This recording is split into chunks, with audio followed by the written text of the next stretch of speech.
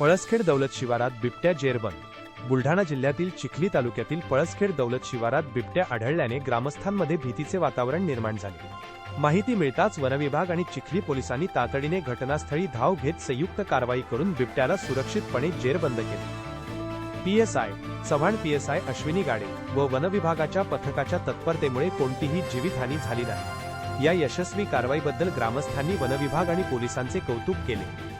Press report news, Aslam Hiriwale, Chikhli.